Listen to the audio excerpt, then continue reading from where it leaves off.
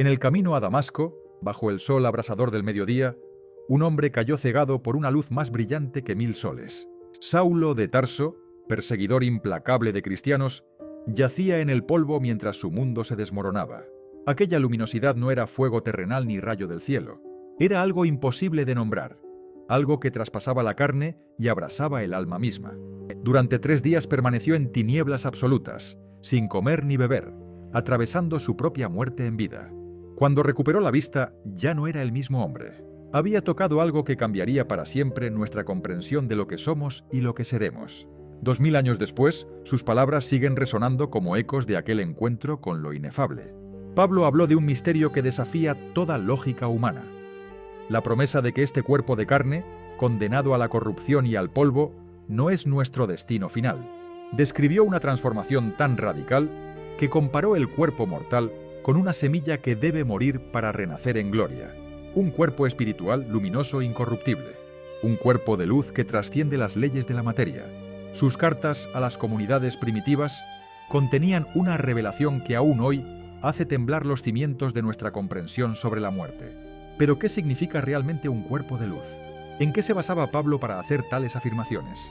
¿Y por qué esta visión, nacida en el primer siglo de nuestra era, resuena con fuerza renovada en una época donde ciencia y espiritualidad comienzan a converger en territorios inexplorados?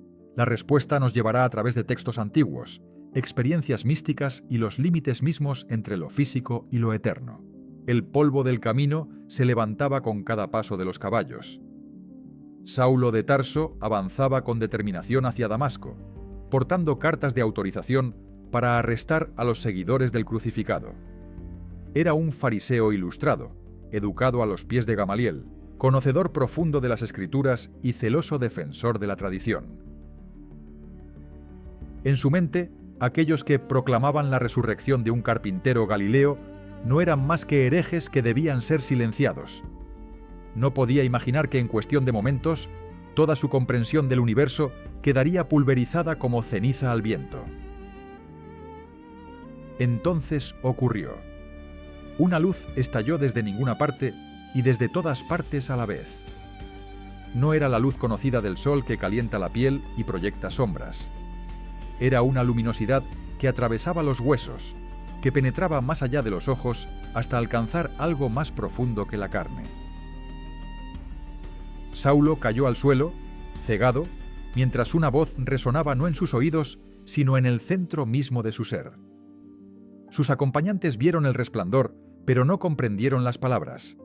Solo él, el perseguidor, escuchó la pregunta que cambiaría el curso de la historia. ¿Por qué me persigues? En ese instante, todas sus certezas se desmoronaron como un templo de arena. Durante 3 días permaneció en las tinieblas. No comió, no bebió, no habló. Yacía en una casa de la calle llamada Derecha, atravesando su propia muerte iniciática. En aquella oscuridad absoluta, Saulo de Tarso moría para que Pablo el apóstol pudiera nacer. Los que le vieron en ese estado hablaban en susurros de un hombre que parecía estar simultáneamente en 2 mundos. Su cuerpo respiraba, pero su espíritu vagaba en territorios inexplorados. Cuando un discípulo llamado Ananías finalmente le impuso las manos y algo como escamas cayó de sus ojos. Quien recuperó la vista era un ser transformado que había tocado el misterio más profundo de la existencia. Lo que Pablo experimentó en aquel camino no fue simplemente una visión o un éxtasis místico. Fue un encuentro con una realidad que trascendía las categorías conocidas de vida y muerte. Había visto al Cristo resucitado, pero no como un fantasma etéreo ni como un cadáver reanimado. Lo había contemplado en una forma que solo podía describir como un cuerpo de gloria. Una presencia que era simultáneamente material e inmaterial, física y espiritual. Esta paradoja imposible se convertiría en el núcleo de su enseñanza sobre la resurrección. Durante los años siguientes, mientras predicaba en sinagogas y plazas, mientras escribía cartas a comunidades dispersas por todo el imperio, Pablo intentaría poner palabras a lo inefable. Pero para comprender la magnitud de su revelación, debemos sumergirnos en el mundo que Pablo habitaba. El judaísmo del primer siglo bullía con especulaciones sobre la vida después de la muerte. Los saduceos, la aristocracia sacerdotal, negaban cualquier forma de resurrección o vida futura. Para ellos, la muerte era el fin absoluto, y la recompensa o castigo divino solo podía ocurrir en esta vida. Los fariseos, en cambio, creían firmemente en la resurrección de los muertos al final de los tiempos. Sostenían que los justos se levantarían con cuerpos renovados para habitar un reino mesiánico en la tierra. Esta era la tradición en la que Pablo había sido formado, la esperanza que había estudiado en los textos sagrados. Pero existían también corrientes más místicas, más inquietantes. Los textos apocalípticos judíos hablaban de transformaciones radicales. El libro de Daniel mencionaba que los sabios resplandecerían como el fulgor del firmamento. El libro de Enoc, aunque no aceptado en el canon hebreo oficial, circulaba ampliamente y describía a los justos transformados en seres de luz que brillarían como estrellas. Estas imágenes no eran meras metáforas poéticas. Reflejaban una intuición profunda de que la resurrección no podía ser simplemente la reanimación de un cadáver, sino una transfiguración total del ser humano. Pablo había conocido estas tradiciones, pero nunca las había comprendido verdaderamente hasta que la luz de Damasco las grabó a fuego en su alma. En las décadas que siguieron a su conversión, Pablo desarrolló una teología del cuerpo resucitado que era al mismo tiempo radicalmente nueva y profundamente enraizada en su herencia judía. Cuando las comunidades cristianas primitivas le preguntaban cómo resucitarían los muertos, con qué clase de cuerpo vendrían, él no recurría a explicaciones filosóficas abstractas. Hablaba desde la experiencia. Hablaba como quien ha contemplado el otro lado del velo. Sus palabras tenían el peso de quien ha sido arrebatado hasta el tercer cielo, quien ha oído palabras inefables que no le es dado al hombre expresar. No era teología de escritorio, sino testimonio de un vidente. La clave de su comprensión residía en una distinción fundamental que él mismo acuñó. Distinguía entre el cuerpo físico que llamaba psíquico o natural y el cuerpo espiritual que aguardaba más allá de la muerte. No eran dos entidades separadas, sino dos estados del mismo ser. El cuerpo actual, tejido de carne y sangre, estaba sujeto a la corrupción, la debilidad, la deshonra. Era la semilla que debía caer en tierra y morir. Pero de esa muerte brotaría algo glorioso, incorruptible, poderoso, un cuerpo adecuado para habitar dimensiones que los sentidos ordinarios ni siquiera pueden sospechar. Esta no era la reencarnación oriental ni la inmortalidad del alma griega. Era algo completamente distinto. Pablo insistía en que Cristo resucitado era las primicias, el primer fruto de esta transformación cósmica. Lo que había ocurrido con Jesús en aquella madrugada del primer día de la semana no era una anomalía única, sino el prototipo del destino humano.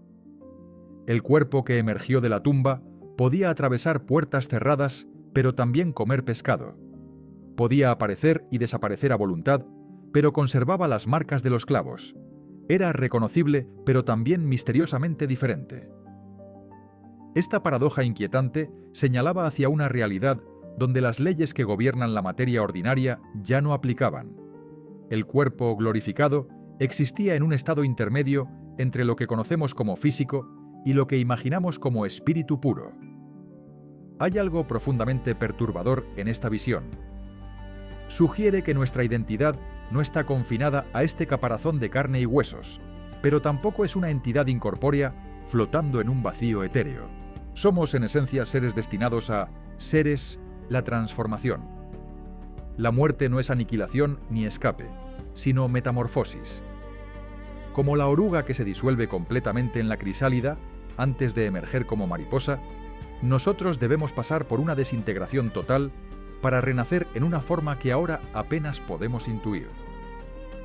Pablo lo expresaba con la certeza de quien ha visto el otro lado. Todos seremos transformados, en un instante, en un abrir y cerrar de ojos. Esta promesa resonaba con poder explosivo en el mundo antiguo, en una época donde la muerte acechaba en cada esquina, donde la esperanza de vida promedio apenas superaba las 3 décadas, donde enfermedades, guerras y hambrunas segaban vidas como una guadaña implacable. Las palabras de Pablo ofrecían algo más que consuelo. Ofrecían una revolución ontológica. No simplemente la supervivencia del alma en algún reino nebuloso, sino la promesa de que este yo, esta persona concreta con su historia y sus amores, continuaría existiendo en una forma glorificada más, allá de la podredumbre del sepulcro. Era una esperanza tan audaz que muchos la consideraron locura. Pero Pablo no especulaba, testificaba. Cada vez que escribía sobre el cuerpo de gloria, cada vez que intentaba describir la naturaleza de la resurrección, sus palabras llevaban el sello inconfundible de quien ha atravesado el umbral. La luz de Damasco nunca lo abandonó. Permaneció con él en prisiones oscuras, en naufragios, en azotes y persecuciones. Esa luz interior, memoria viva de su encuentro con lo absoluto, alimentó una certeza que ni la muerte misma podía erosionar. Sabía con una convicción más firme que cualquier argumento filosófico que la transformación prometida no era metáfora sino realidad que aguardaba más allá del último aliento. Y así, aquel hombre que cayó cegado en un camino polvoriento hace 2000 años, nos legó una visión que aún hoy estremece los cimientos de nuestra comprensión. Una visión de cuerpos luminosos, de transformación radical, de continuidad en la discontinuidad. Pablo no solo habló de la vida después de la muerte, habló de una vida completamente nueva, en un cuerpo completamente nuevo, tan diferente del actual como la planta madura lo es de la semilla enterrada. Y todo comenzó con una luz que lo derribó, lo cegó y finalmente le permitió ver por primera vez. Corinto era una ciudad de excesos y contradicciones. Puerto estratégico entre dos mares, cruce de civilizaciones y mercancías, templo de Afrodita donde 1000 prostitutas sagradas servían a la diosa del placer. En medio de aquel torbellino de carne y comercio, una pequeña comunidad de creyentes se reunía en secreto, portando una esperanza que el mundo consideraba demencia. Pero incluso entre ellos, las dudas germinaban como semillas oscuras. Algunos preguntaban con escepticismo creciente: ¿cómo resucitarán los muertos? ¿Con qué cuerpo vendrán? Era el año 55 después de Cristo, y Pablo, desde Éfeso, tomó su pluma para responder a la pregunta más antigua de la humanidad. Su respuesta comenzó no con teología abstracta, sino con una imagen de la tierra. «Necio», escribió, «lo que tú siembras no llega a tener vida si antes no muere». Era una observación simple que cualquier campesino conocía, pero Pablo la transformó en la clave para comprender el misterio más profundo de la existencia. Cuando entierras una semilla en la oscuridad húmeda del suelo, no estás plantando la planta que surgirá. Entierras algo pequeño, arrugado, aparentemente muerto. La semilla debe desintegrarse, sus estructuras celulares colapsar, su forma disolverse completamente. Solo entonces, desde esa muerte total, emerge algo nuevo, algo que guarda continuidad con la semilla, pero que es radicalmente diferente en gloria y forma. Esta metáfora encerraba una verdad estremecedora. Nuestro cuerpo actual, esta carne que conocemos y habitamos, es la semilla. Debe morir, debe regresar al polvo, debe sufrir la corrupción completa. No hay resurrección sin muerte real, sin desintegración auténtica. Las fantasías de inmortalidad física que algunos albergaban, la esperanza ingenua de que el cuerpo simplemente se levantaría intacto de la tumba, quedaban pulverizadas por la lógica implacable de la naturaleza. La semilla que intentas preservar del suelo jamás se convertirá en planta. Solo lo que muere puede renacer. Solo lo que se rinde a la oscuridad puede alcanzar la luz. Pero Pablo no se detuvo en la metáfora agrícola. Amplió su visión hacia el cosmos entero. Señaló que no toda carne es la misma carne. Los humanos tenemos una, los animales otra, los peces otra distinta, las aves otra diferente. Cada criatura porta un tipo de materialidad adecuada a su entorno y propósito. Luego elevó la mirada más allá de lo terrestre. Hay cuerpos celestiales y cuerpos terrestres, escribió, pero diferente es la gloria de los celestiales y la de los terrestres. El sol tiene su resplandor, la luna el suyo, las estrellas el propio. Y estrella difiere de estrella en gloria. En el firmamento nocturno, Pablo veía reflejada la jerarquía de las resurrecciones, la diversidad de las transformaciones posibles. Entonces llegó al núcleo de su revelación. Así también es la resurrección de los muertos. Se siembra en corrupción, resucitará en incorrupción. Se siembra en deshonra, resucitará en gloria. Se siembra en debilidad, resucitará en poder. Se siembra y a cuerpo natural, resucitará cuerpo espiritual. Cada frase era un martillazo contra las concepciones materialistas de la resurrección. No habría simplemente una reanimación de cadáveres. No se trataría de átomos reagrupándose en la misma configuración. La transformación sería tan radical que el término mismo resurrección apenas alcanzaba para describirla. Sería una transfiguración en la que lo mortal se vestiría de inmortalidad, lo corruptible de incorrupción. Pero ¿qué significaba exactamente un cuerpo espiritual? Aquí Pablo se adentraba en territorio donde el lenguaje humano mostraba sus límites. No hablaba de un fantasma inmaterial flotando en el éter. La palabra que usó, pneumaticón, indicaba un cuerpo animado por el Espíritu Divino en lugar de por el aliento físico. Era material, pero de una materialidad transfigurada, sustancia glorificada que obedecía leyes diferentes a las que gobiernan nuestros huesos y músculos. El primer hombre, Adán, se convirtió en alma viviente. El último Adán, Cristo, en espíritu vivificante. La diferencia no era entre tener o no tener cuerpo, sino entre dos órdenes radicalmente distintos de corporeidad. Para las mentes griegas educadas en el platonismo, acostumbradas a despreciar el cuerpo como prisión del alma, esta doctrina resultaba incomprensible. Para ellos, la salvación consistía en librarse del cuerpo, en escapar de la materia hacia la pura espiritualidad. Pero Pablo, judío hasta la médula, rechazaba ese dualismo. El cuerpo no era una cárcel, sino un templo. No debía ser descartado, sino transformado. La promesa no era la aniquilación de la corporeidad, sino su glorificación. Esto escandalizaba tanto a griegos como a judíos tradicionales, colocando a Pablo en un territorio teológico peligrosamente original. Estaba forjando una antropología completamente nueva, una visión del ser humano que honraba tanto la carne como el espíritu. En su carta, Pablo se volvía casi frenético al intentar comunicar la urgencia y la certeza de esta revelación. «He aquí, os digo un misterio», escribía, «no todos dormiremos, pero todos seremos transformados. En un momento, en un abrir y cerrar de ojos, a la final trompeta. Los muertos serán resucitados incorruptibles, y nosotros seremos transformados». La velocidad de la transformación era crucial. No sería un proceso gradual de mejoramiento espiritual, sería instantáneo, radical, completo. Como cuando enciendes una lámpara y la oscuridad desaparece en un instante, así la mortalidad sería tragada por la vida en un parpadeo cósmico. Había algo profundamente inquietante en esta visión.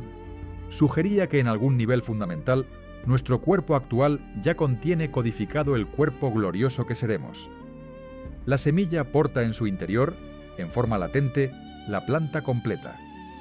Nuestras células, nuestros átomos, nuestra estructura molecular esconden un patrón secreto, un diseño divino que solo la muerte puede activar. Es como si camináramos por la vida envueltos en capas de materia densa que ocultan una luz interior. La muerte no extingue esa luz, sino que finalmente la libera, arrancando los velos que la aprisionaban. Lo que creemos sólido se revela como ilusión. Lo que imaginamos etéreo resulta ser más real que la piedra. Pablo también advertía contra la curiosidad excesiva sobre los detalles físicos de la resurrección. Cuando los corintios preguntaban exactamente cómo ocurriría, qué aspecto tendría, qué edad tendrían los cuerpos glorificados, él respondía con cierta impaciencia. Tales preguntas revelaban una comprensión demasiado terrenal, demasiado literal.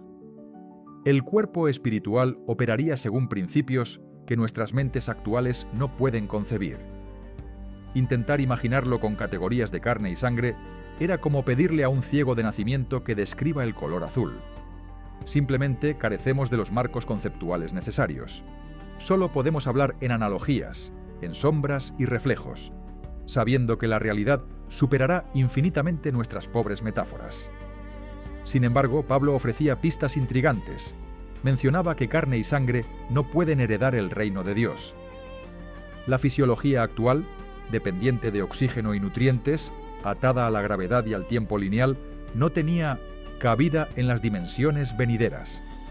El cuerpo glorificado sería libre de estas limitaciones. No necesitaría comer aunque podría hacerlo.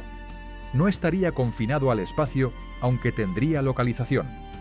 Sería reconocible pero transformado. Las cicatrices de esta vida se convertirían en medallas de gloria. Cada arruga tallada por el sufrimiento se transfiguraría en líneas de luz. El dolor no sería borrado, sino redimido, integrado en una historia de transformación triunfante. Y aquí residía quizás el aspecto más revolucionario de la enseñanza paulina.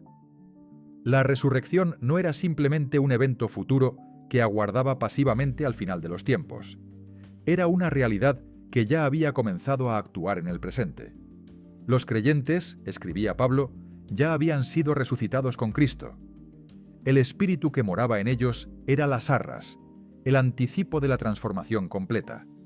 Cada acto de amor, cada momento de trascendencia, cada experiencia mística era un atisbo fugaz del cuerpo glorioso que aguardaba. Vivían simultáneamente en dos dimensiones, con un pie en la mortalidad y otro en la eternidad. Eran semillas que ya comenzaban a agrietarse, a sentir los primeros impulsos de la vida nueva que empujaba desde dentro. Pablo terminaba su exposición con un grito de victoria que resonaba como trompeta de guerra. ¿Dónde está, muerte, tu aguijón? ¿Dónde, sepulcro, tu victoria? El veneno que la muerte inyecta es el pecado, y el poder del pecado es la ley. Pero gracias sean dadas a Dios, que nos da la victoria por medio de nuestro Señor Jesucristo. No era el triunfalismo vacío de quien niega la realidad de la muerte, era el desafío audaz de quien ha visto más allá de ella, de quien sabe que la tumba, ese agujero oscuro que aterra a la humanidad desde el principio de los tiempos, no es más que el surco donde la semilla espera su metamorfosis. La muerte, ese enemigo aparentemente invencible, quedaba reducida a mera transición. Un portal necesario, pero no un destino final. Así, desde una ciudad portuaria bulliciosa, hace casi 2000 años, un prisionero frecuente, un hombre marcado por cicatrices y persecuciones, nos legó la visión más audaz jamás concebida sobre el destino humano. No la extinción en la nada, no la disolución en un absoluto impersonal, no la reencarnación en un ciclo interminable, sino la promesa de una continuidad personal en discontinuidad radical, de un cuerpo que muere para renacer glorioso, de una semilla que acepta la oscuridad porque sabe que sólo así alcanzará la luz. Y esa visión, plantada hace 20 siglos en el suelo fértil de la desesperanza humana, sigue creciendo, sigue germinando, sigue susurrando su promesa imposible. Todo será transformado. En las salas de emergencias de hospitales modernos, algo inexplicable ocurre con regularidad inquietante. Pacientes declarados clínicamente muertos, sin actividad cerebral medible, sin pulso ni respiración, regresan después de minutos u horas. Cuando despiertan, muchos cuentan historias asombrosamente similares. Hablan de haber abandonado sus cuerpos, de haberse visto a sí mismos desde arriba, mientras médicos y enfermeras trabajaban frenéticamente. Describen un túnel de luz, encuentros con seres luminosos, una sensación de paz absoluta. Y casi todos mencionan lo mismo. En ese estado no eran fantasmas etéreos, sentían poseer un cuerpo, pero uno diferente, más ligero, radiante, libre de dolor y limitaciones. La ciencia médica lucha por explicar estos fenómenos. Algunos neurocientíficos proponen que son alucinaciones producidas por un cerebro en agonía, descargas eléctricas caóticas de neuronas muriendo. Otros señalan que muchas de estas experiencias ocurren cuando no hay actividad cerebral detectable, cuando el electroencefalograma muestra línea plana. ¿Cómo puede un cerebro muerto, generar experiencias tan vívidas, tan coherentes, tan transformadoras, que quienes las viven jamás vuelven a temer a la muerte. El enigma permanece sin resolver. Pero hay algo en estos testimonios que resuena poderosamente con las palabras de Pablo, escritas hace 2 milenios. Ese cuerpo de luz que los pacientes describen, esa sensación de estar simultáneamente dentro y fuera del cuerpo físico, parece un eco de la visión paulina del cuerpo espiritual. Pero estas experiencias no son exclusivas del mundo moderno ni del cristianismo. En las montañas del Tíbet, monjes budistas practican desde hace siglos una meditación llamada el cuerpo de arcoíris. Se dice que los maestros más avanzados, al morir, no dejan cadáver. Su cuerpo físico se disuelve gradualmente en luz pura durante días, hasta que solo quedan las uñas y el cabello. Los discípulos testifican haber visto a sus maestros rodeados de halos luminosos en los momentos finales, el cuerpo volviéndose translúcido, etéreo, hasta desaparecer completamente. Son leyendas, dirán los escépticos. Pero existen documentos recientes, testimonios de testigos contemporáneos, incluso algunas fotografías que sugieren que algo extraordinario ocurre en esas tradiciones místicas. Algo que desafía nuestras categorías de posible e imposible. En la tradición esicasta del cristianismo ortodoxo, los monjes del monte Athos buscan contemplar la luz increada, la misma que rodeó a Cristo en el monte Tabor durante la transfiguración. Pasan décadas en oración continua, ayuno y silencio, intentando purificar su ser hasta volverse transparentes a lo divino. Algunos, se cuenta, alcanzan ese estado donde su cuerpo mismo comienza a brillar con una luz interior. No es metáfora. Los textos hablan de resplandor visible, de rostros que irradian luminosidad en la oscuridad de las celdas monásticas. Los padres del desierto en los primeros siglos cristianos reportaban fenómenos similares. Abba José extendía sus manos hacia el cielo y sus dedos se volvían como 10 lámparas de fuego. Serafín de Sarov, en el siglo XIX, fue visto por su discípulo Motovilov envuelto en una luz cegadora más brillante que el sol. ¿Qué está ocurriendo en estos casos? ¿Son alucinaciones colectivas, fraudes piadosos o ventanas hacia una dimensión de la realidad que la ciencia materialista se niega a reconocer? La física cuántica, esa rama extraña y perturbadora de la ciencia moderna, sugiere que la materia no es lo que parece. En el nivel más fundamental, las partículas no son objetos sólidos, sino campos de probabilidad, ondas de potencialidad que colapsan en partículas solo cuando son observadas. La materia es mayormente espacio vacío. Los átomos que componen tu cuerpo son energía condensada, luz congelada en patrones específicos. Si pudieras ver con ojos cuánticos, no verías carne sólida, sino nubes de probabilidad danzando, campos electromagnéticos entrelazados, una sinfonía de vibración y luz. Algunos físicos teóricos han comenzado a especular sobre estados alternativos de la materia que podrían existir en frecuencias o dimensiones que nuestros sentidos no detectan. Hablan de universos paralelos, de realidades cuánticas superpuestas, de información que nunca se destruye, sino que se transforma. El principio de conservación de la información sugiere que cada bit de datos sobre un sistema físico persiste de alguna forma, incluso después de que ese sistema se desintegre. Si esto es cierto para las partículas subatómicas, ¿por qué no para la información increíblemente compleja que constituye una persona? El patrón que eres tú, la configuración única de memorias, personalidad y conciencia, podría en teoría transferirse a otro sustrato, otra forma de organización material, o incluso existir en un estado cuántico coherente que trasciende la materia ordinaria. Estas especulaciones rozan peligrosamente el territorio de la metafísica, pero hay científicos serios explorando estas fronteras.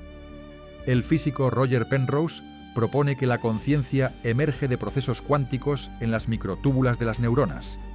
Si la conciencia tiene una base cuántica, podría no estar limitada al cerebro físico. Podría, en principio, persistir o transferirse de formas que parecerían milagrosas desde una perspectiva clásica. Otros investigan campos de información que podrían contener nuestra esencia más allá de las moléculas del cuerpo. No es ciencia establecida, es el borde sangrante donde la investigación empírica se encuentra con preguntas que durante milenios fueron dominio exclusivo de la religión y la filosofía. Pablo no conocía la mecánica cuántica ni la teoría de campos. No podía hablar de fotones, quarks o dimensiones adicionales del espacio-tiempo. Pero su intuición sobre la naturaleza dual de la realidad, su insistencia en que existe una corporeidad espiritual tan real como la física, parece cada vez menos absurda a la luz de lo que la ciencia moderna va descubriendo.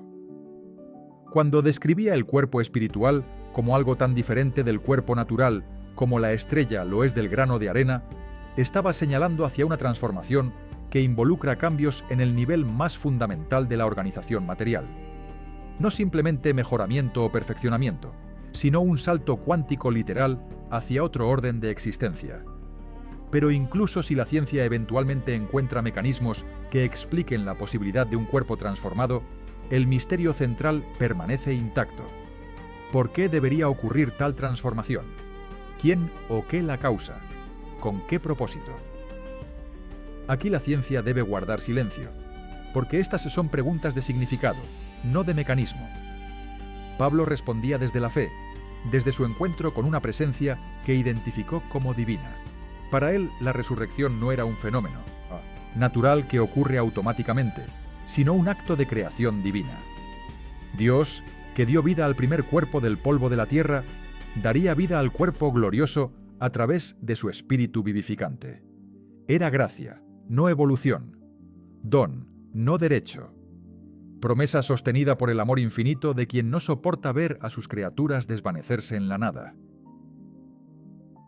Y quizás aquí radica el núcleo más profundo de la visión paulina. El cuerpo de luz no es simplemente una posibilidad física o cuántica, es una promesa relacional. Es Dios diciendo: no permitiré que la muerte tenga la última palabra sobre ti. Tu identidad, tu historia, tus amores, todo lo que te hace únicamente tú, será preservado y transfigurado. No como un museo que conserva reliquias muertas, sino como un artista que toma un boceto tosco y lo convierte en obra maestra. La semilla contiene potencial, pero necesita tierra, agua, sol. El cuerpo mortal contiene la posibilidad de gloria, pero necesita la acción transformadora del Espíritu Divino para actualizarla. Es colaboración entre lo humano y lo divino, entre nuestro consentimiento a morir y el poder de Dios para resucitar.